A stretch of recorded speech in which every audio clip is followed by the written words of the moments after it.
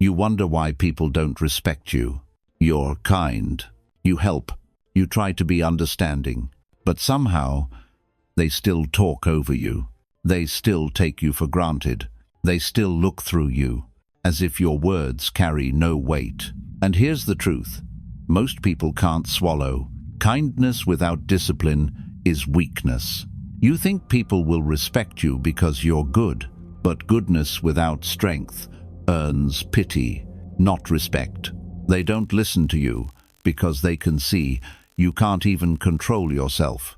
They see the man who talks about his dreams but hits the snooze button again. They see the woman who says she wants peace but lets emotions run her day.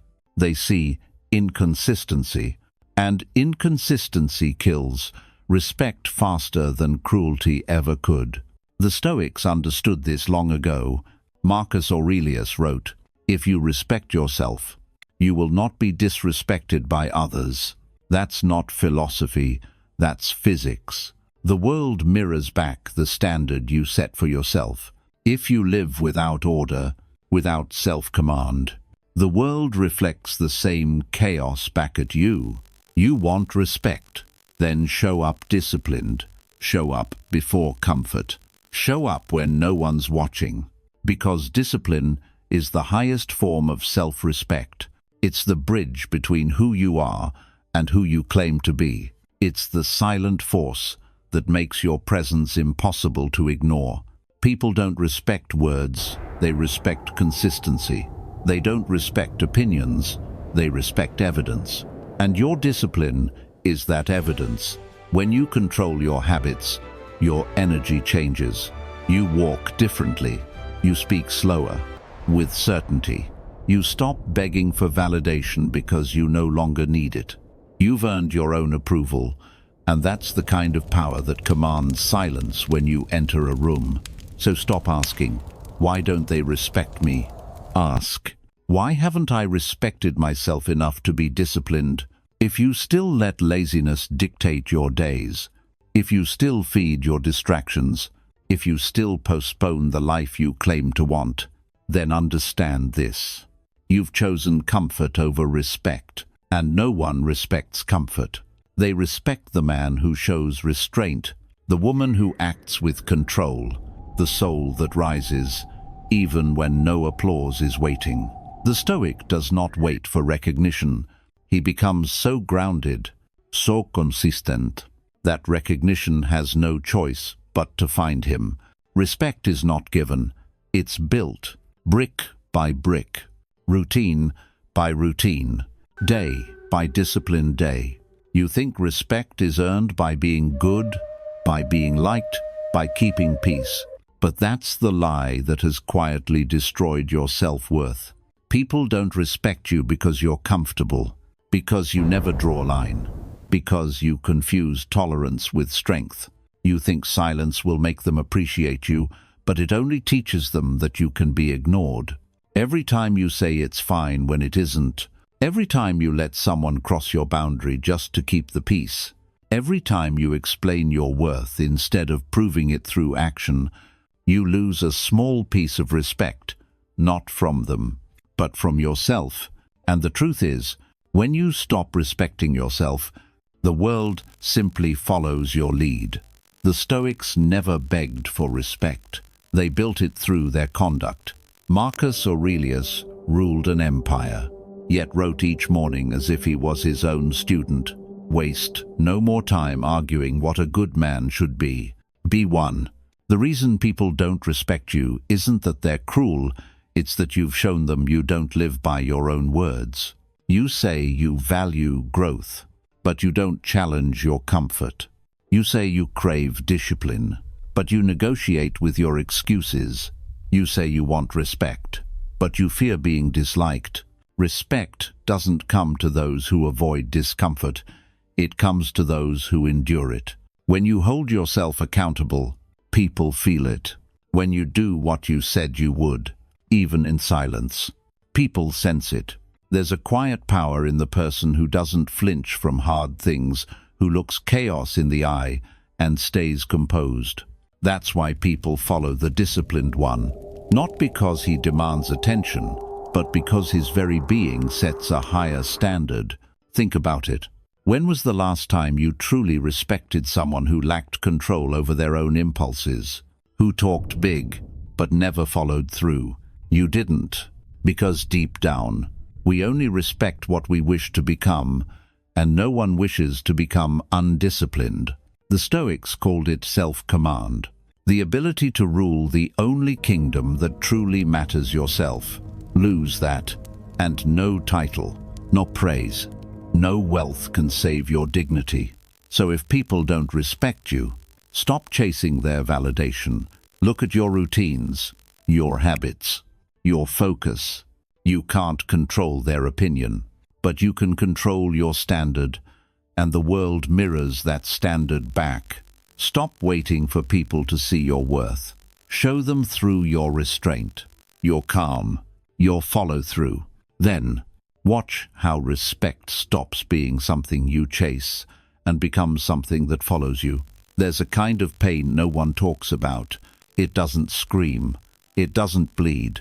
It just quietly rots inside the person who knows what they should do but doesn't. You feel it when you hit snooze again, when you scroll for hours knowing you're escaping, when you make promises you already know you won't keep. That silent guilt, that dull ache, that whisper that says, you're wasting your life. It's the pain of the undisciplined mind, the kind that multiplies each day you choose comfort over control. And it doesn't go away. It just buries itself deeper, layer by layer, until one day you don't even recognize yourself anymore. The Stoics called this the corrosion of the soul. They warned that every moment you betray your reason, your clarity fades. You lose your edge. You lose your fire. You start existing instead of living. Seneca once wrote, "We suffer more in imagination than in reality." That's what happens when you lack discipline. Your imagination turns against you. Your own mind becomes your enemy. You replay failures. You drown in regret. You look at disciplined people not with admiration, but with quiet resentment because they remind you of what you could have been. And that's the cruelest pain of all. To know your potential, but never touch it. To have a voice inside that says, you're meant for more, and to ignore it long enough that it goes silent. Laziness feels like relief for a moment, but it always ends in shame. Procrastination feels like control, but it's surrender disguised as choice. Every undisciplined act gives you temporary comfort, but permanent restlessness. You sleep, but it's not rest. You play, but it's not joy, because somewhere inside, you know you're lying to yourself.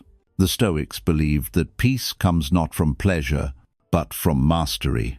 They didn't seek an easy life. They sought a controlled one, and that's where strength is born. When you stop trying to feel good and start trying to become good, you can't build respect on chaos. You can't build peace on distraction. You can't build self-worth on broken promises to yourself. So stop looking for motivation. You don't need to feel ready. You need to feel responsible. Every time you say no to comfort, your mind hardens. Every time you keep your word, your soul remembers who it is. The undisciplined mind lives in regret. The disciplined one in peace. And that difference decides the entire direction of your life.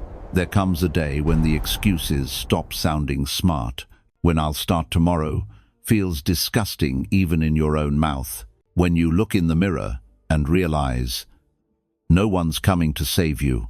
That day is not dramatic. There's no music, no audience. It's quiet, painfully quiet. It's the moment you finally admit, I am the reason my life feels stuck. Every Stoic began there in the silence between failure and awakening, not when they gained power, not when they found peace, but when they stopped lying to themselves. You can't build discipline until you confront the truth. Your life is a reflection of what you tolerate, And every time you let yourself off the hook, you teach your mind that weakness is acceptable. There's a story the Stoics love to tell about a man who was laughed at for being too ordinary. He was ignored, dismissed, humiliated, until one day he said nothing. He just began to rise before dawn. He trained while others slept. He read while others complained. He worked while others justified. He didn't announce his comeback. He became it. Months passed. The same people who once mocked him began to watch him differently. They didn't understand what changed, but they felt it, the weight of someone who now walks with purpose. That's the power of discipline. It's invisible at first, but undeniable over time. It doesn't shout. It builds. And when it's done, it doesn't ask for respect. It commands it. Marcus Aurelius didn't chase recognition. He earned it through consistency. He woke each day reminding himself, at dawn, when you have trouble getting out of bed, tell yourself, I must go to work as a human being. That's it. No drama. No secret formula. Just daily obedience to his purpose. And you can do the same. Your turning point doesn't need to be loud. It's not a new year, not a new plan. It's a single morning when you decide to do what you said you would. That's when everything shifts. Because the moment you act against your own weakness, you reclaim your respect. No applause, no recognition, just that quiet strength that says, I'm not who I was yesterday. And soon, people will notice, not because you asked them to, but because your discipline will speak louder than your words ever could. Most people think freedom means doing whatever you want. The Stoics knew that's the fastest path to slavery. Because if your emotions control you, your desires own you. And if your habits own you, you're not free. You're trapped inside your own impulses. True freedom, they said, begins when you become the master, not of the world, not of others, but of yourself. Epictetus was born a slave, yet he said something most kings never understood. No man is free who is not master of himself. He was right. Freedom is not the absence of discipline, it's the result of it. Every boundary you draw, every temptation you resist, every time you say no to weakness, you take a piece of your life back. That's the paradox of Stoicism. Restraint becomes power. Control becomes peace. Order becomes liberation. Look at your life. Where you lack discipline, you lack freedom. If you can't stop checking your phone, you're not free. If you can't control your anger, your emotions are your ruler. If you can't stay focused, your distractions are in command. But when you begin to govern yourself, everything changes. The same tasks that once felt heavy become sacred. Your morning routine becomes your rebellion against chaos. Your focus becomes a weapon. Your calm becomes your armor. The Stoic doesn't chase motivation. He builds momentum. He doesn't wait to feel ready. He acts because he must. Because discipline is not about punishment. It's about protection. Protection from your lower self. Protection from the chaos of the world. Marcus Aurelius ruled millions, yet he still wrote as if he was fighting himself. You have power over your mind, not outside events. Realize this, and you will find strength. That's the Stoic code of self-command. You can't control the world, but you can control your response to it. And once you do, nothing external can shake you. This is why disciplined people radiate calm. They move slower, think clearer, and speak less. Because their energy isn't scattered, it's directed. And that direction makes them magnetic. Discipline gives you structure. Structure gives you focus. Focus gives you power. And power, the quiet kind, gives you freedom. So, when you hear the word discipline, don't think of restriction. Think of release. The release from your weaker self. The release from regret. The release from the endless noise that once controlled you. That's what the Stoics meant by true freedom, not the right to do anything, but the strength to do the right thing, even when it's hard. Ask yourself one simple question. If you met yourself today, would you respect that person? Not like, not love, respect. Would you admire the way you carry yourself? Would you trust your own consistency? Would you follow your own advice? Most people wouldn't, because deep down, they know they've let themselves slide too far, made too many excuses, broken too many promises, lived too softly for too long. And that's the quiet tragedy of modern life. We demand respect from others before we've earned it from ourselves. The Stoics would call that inversion, trying to control what's outside before mastering what's within. They believed dignity starts privately, in the smallest, unseen actions. The moment you choose discipline over impulse, you reclaim a piece of self-respect. Ach Repetition builds proof. Each promise kept becomes armor. Epictetus said, "First, say to yourself what you would be, and then do what you have to do." That's the essence of becoming the person you'd respect. It's not about perfection, it's about integrity. It's about aligning who you are with what you say. You can't fake that energy. People can sense when your words match your habits. They can feel when your stillness comes from strength, not fear. And when they do, they respond differently. Not because you've demanded their respect, but because you've embodied it. Every disciplined act rewires your identity. Wake up early once. You feel a spark. Do it every day. You become reliable. Show up even when it's inconvenient. You become unstoppable. You no longer chase confidence, you earn it. That's when your presence begins to change. You stop speaking to be heard. You speak because you have something grounded to say. You stop craving validation. You start giving direction, not through authority, but through example. The world starts to respond to you the way you respond to yourself. When you stand tall, people look up. When you keep your word, people listen. When you command your emotions, people feel safe in your calm. And that's the paradox. The moment you stop chasing respect and start embodying the values that create it, that's when it finds you. Discipline doesn't make you rigid, it makes you real.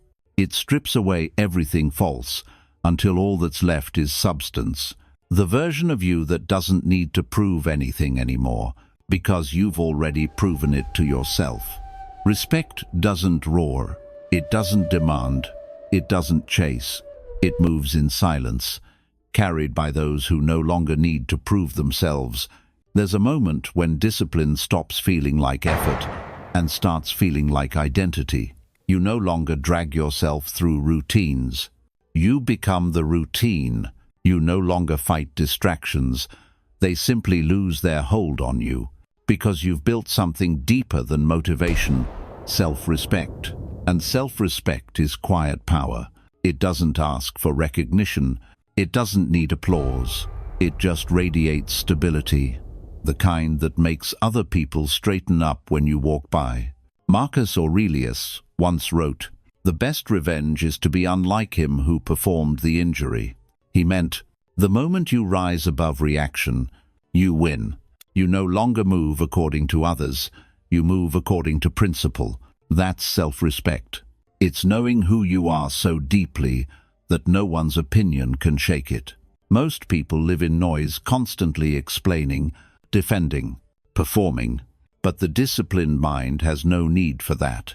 It already knows its worth. It doesn't announce it, it shows it. The Stoics believed calm was a form of strength, because calm means you are no longer at war with yourself. When your actions align with your values, you stop burning energy in conflict. You stop seeking validation because you've found direction. You stop begging for respect because you've become someone who commands it naturally. That's the quiet power of the disciplined life. You move slower, but every step is deliberate. You speak less, but every word carries weight. You feel deeper, but you don't drown in emotion. And slowly, the world begins to mirror your stillness. Look around. The people who truly command respect rarely raise their voice. They don't chase influence. They embody it. Because real authority isn't volume, it's presence. And presence is built day by day through discipline. This is what the Stoics meant when they said, "Control yourself, or you will be controlled." Self-command isn't cold, it's clarity. It's the peace that comes when your choices are no longer dictated by weakness. It's the steady rhythm of a life that no longer needs external approval to feel complete. So stay silent when you're doubted. Stay consistent when you're tested. Let your results speak in a language louder than pride, because in the end, the most powerful form of respect is not when others look up to you, but when you can finally look in the mirror and meet your own eyes without flinching. There's a truth the world won't tell you. You don't get respected because you want it. You get respected because you build it, brick by brick, habit by habit, moment by moment. Every small act of self-control adds up to something greater than confidence. It becomes character. And character is what the Stoics lived and died by. It's what makes a man stand calm in a storm. It's what makes a woman speak truth even when her voice shakes. It's what makes you unbreakable when everything around you falls apart. Because in the end, you can't fake respect. You can only become it. Think about it. All the people you admire, all the ones who move through life with that quiet force, they didn't ask anyone to notice them. They simply lived in alignment with their principles. They didn't chase recognition. They chased mastery. And mastery drew respect as a natural consequence. That's the secret no one tells you. You don't get respected for who you pretend to be. You get respected for what you consistently are. Epictetus said, "Don't explain your philosophy. Embody it." And that's the Stoic way. Don't talk about discipline. Live it. Don't post about self-respect. Practice it. Don't demand recognition. Deserve it. Every morning you rise early. You build a wall. Every temptation you resist, you add a brick. Every promise you keep, you lay another stone. Until one day, you look around and realize you've built something no one can take away. That's what respect really is. Not a reaction from others, but a reflection of the fortress you've built within. So, stop waiting. Stop hoping the world will change how it sees you. Change how you see yourself, and everything else will follow. Be disciplined, not because someone's watching, but because you refuse to betray yourself again. Be consistent, not because it looks good, but because it feels right. And be calm, not because you're weak, but because you finally understand your strength. One day, they'll ask how you did it. How you turned silence into authority, how you turned struggle into grace, and you'll smile, because the answer will be simple. You stopped waiting, you started building. That's the Stoic path. That's the only path that lasts. So walk it, brick by brick, in silence, until your discipline speaks louder than your name ever could.